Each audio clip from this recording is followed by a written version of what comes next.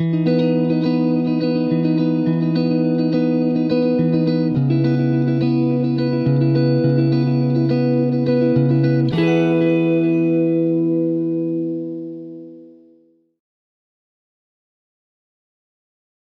beautiful creatures of the world, and welcome back to Coffee with Kerri-Lynn. It's a beautiful day in the far north of Maine, up along the Canadian border in the crown of Maine. I hope you guys are having an amazing summer day wherever you are. I hope you're able to be outside, enjoy the sunshine. If it's raining, go play in the rain puddles. Kick your shoes off, walk across the grass, walk in the dirt, stomp in the puddles with your naked feet. It will elevate your mood. Scientific facts, go Google it. Ladies and gentlemen, beautiful creatures of the world, we have a fly over here. I'm not going to tell you where I am on the platforms because we mentioned certain platforms here and we are noticing that we got a problem. We are losing subscribers on videos where I tell you where to find me. We lose views as well. I have videos where I do not tell you what other platforms I'm on, and I get 200, 300, 400 views, 1,000 views on those videos. I tell you what other alternative platforms to find me on. I get under 50 views per video, and I lose subscribers. So Google Coffee with Kerri-Lynn. I'm everywhere, and you'll be able to find a link that takes you to a platform that you want to watch me on. If you are joining me on YouTube, welcome to my channel. Subscribe. Give me a thumbs up. Give me a thumbs down. Comment in the comment section below. I'm in the comment section on my long format videos. I love to have discussions with everybody, whether you're a subscriber or you're not a subscriber. We can have a lovely adult conversation in my comment sections. We do that on other videos, and it's absolutely amazing.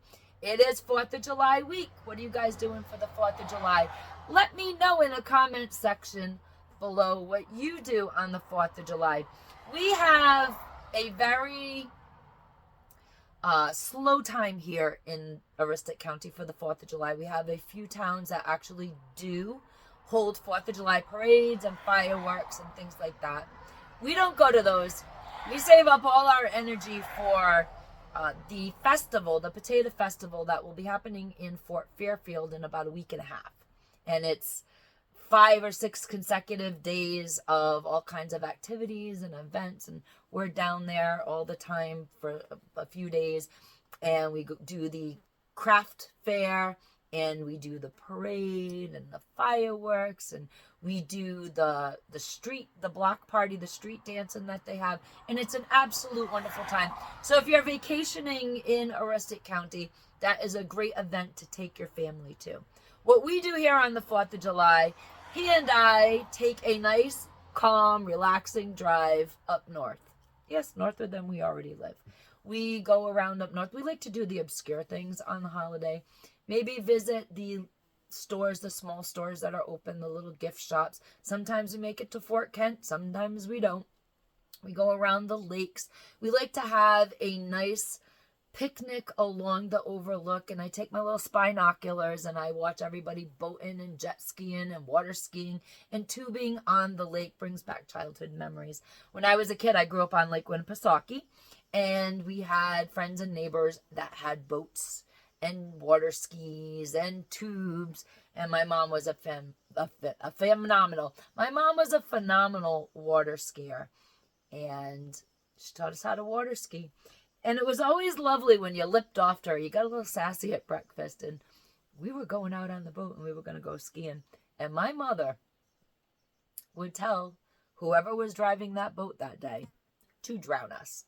It was always fun. And so it's really nice to watch parents driving the boats with the kids with the skis on the tow line, and they're trying to drown those kids. It's just the 70s and 80s. Parents had a different sense of discipline back then, and everybody turned a blind eye to it. It was absolutely crazy.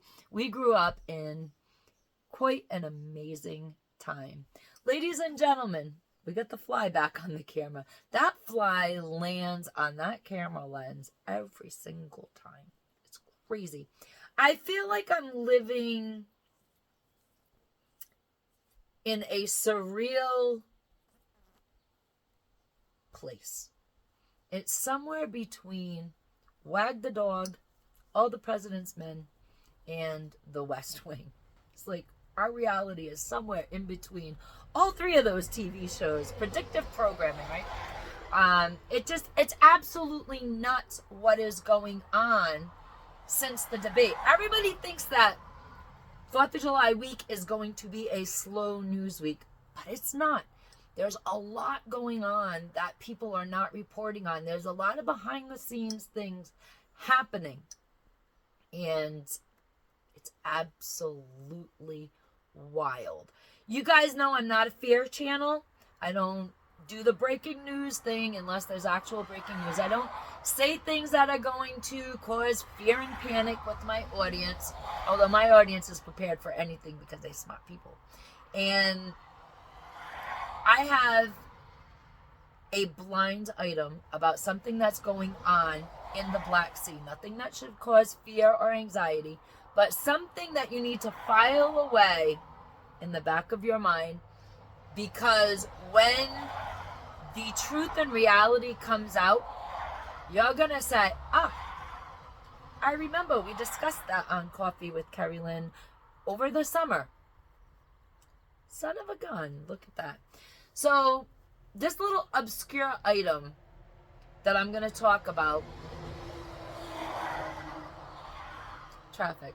This little obscure item I'm going to talk about, you just tuck it away, and when people argue with you about World War III, we're not going to go to war, there's not going to be a draft and none of that stuff, that's when you can pull this out of your mind. Don't memory hole it. Just keep it in the file cabinet. So the powers that be, Washington, D.C., the people pulling the levers behind the screen, the Wizard of Oz, have decided that they are going to replace the unmanned drones that are flown over the Black Sea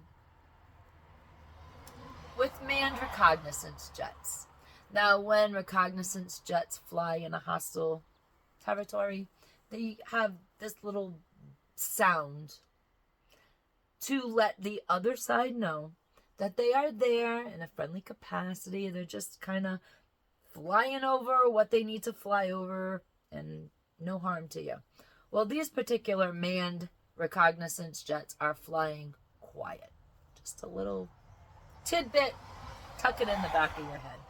Ladies and gentlemen, beautiful creatures of the world, let's get to a bit about what's going on, making this a high impact news week, but it's all behind the scenes.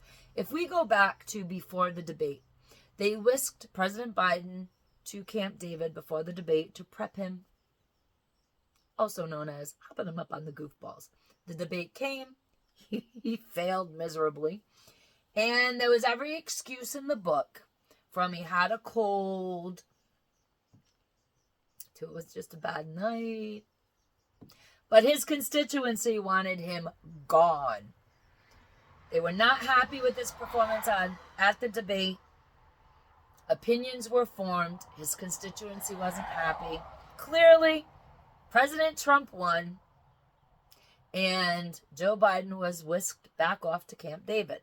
Over the weekend, there were meetings, and people were reporting on this. There were meetings because, the old Biden mafia, they're going to get in trouble. That entire Biden family is going to get in deep doo-doo if Joe Biden steps down. So deals have to be made.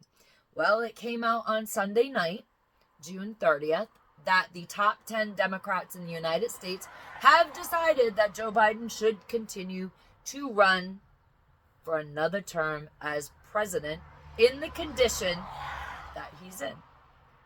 There's more going on than what you think. So now we roll around to July 1st.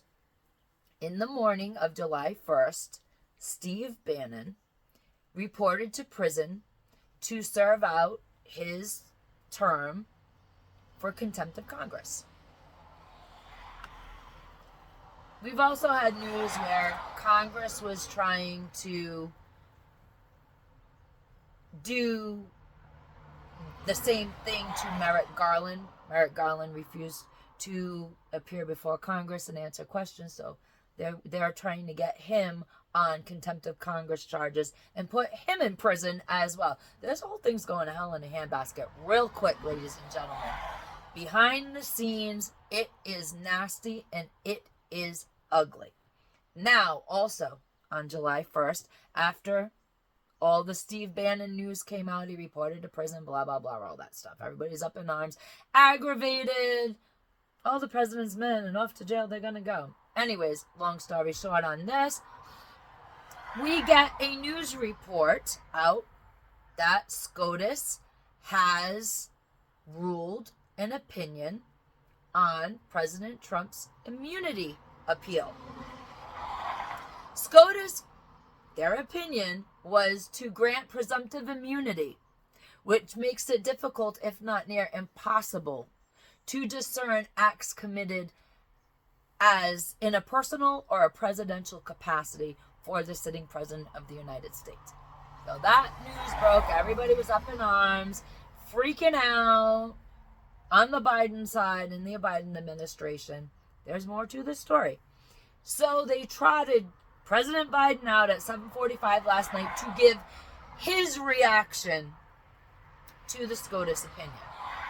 He doesn't agree. He tried to excoriate them. That wasn't what that was about, and we all know it.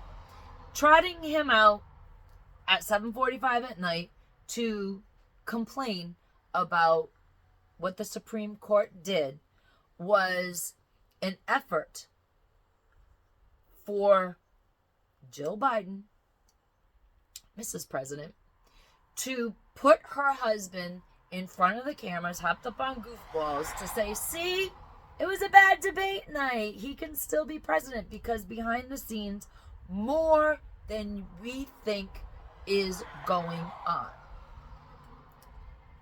Bill O'Reilly and Tucker Carlson have put out statements.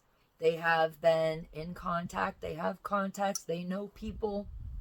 People have gotten in touch with them that are deep into the politics of the matter. And the word on the street is that President Biden will be retiring due to health issues. Shockingly. Mrs. President Biden is trying to keep her control, her power, because they all done some really nasty things, and they're all looking at prosecution. They're looking at jail time. So it's really heated what's going on at the White House behind the scenes. Now, what Bill O'Reilly and Tucker Carlson are reporting on is there are whispers in the community that you and I don't belong to. It's a big club, but you and I, we're not in it. We don't belong. We're not of the right stature. We're not of the right political affiliation. Barack Obama and Ron Klain, I can never pronounce his name right, want to have an open DNC. Now, ain't that amazing? DNC convenes, and the DNC will vote for who is going to be run as president, because they don't want Kamala Harris. They don't want her. So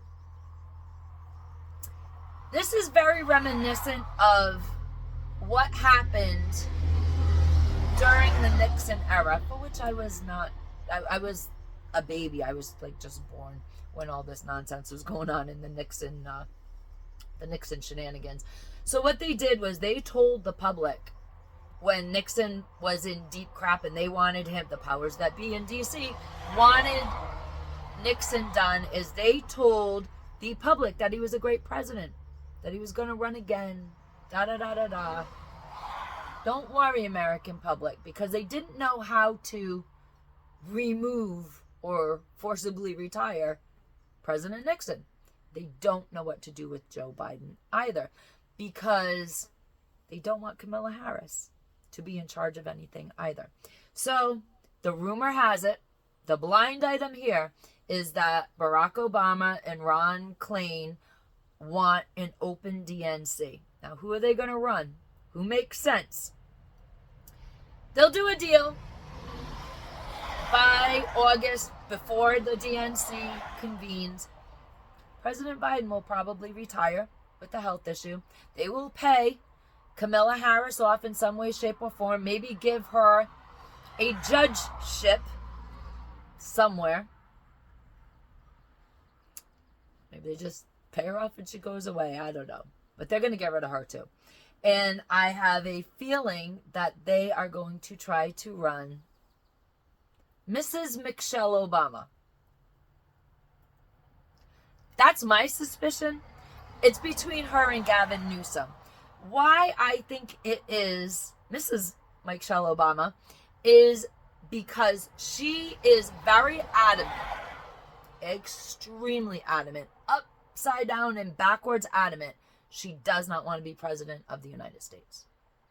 And Gavin Newsom, Nancy Pelosi's nephew, has expressed that he truly wants to be president of the United States in many, many ways, shapes, and forms. Who is Obama going to have more control over? The man who cites that he really, really, really wants to be president, dictator-in-chief, or the wife that claims she doesn't want the presidency but will, reluctantly serve her country. Ladies and gentlemen, beautiful creatures of the world, this is food for thought today. Remember that while we are celebrating our independence and we think we are being led to believe that it is a very slow news week, there is so much going on behind the curtain with the Wizard of Oz. Make your head spin. We are living in the times of Wag the Dog, All the President's Men, and The West Wing. I wish for everybody to have a lovely 4th of July holiday. And as always, Carpe Diem, because no one promised you a tomorrow.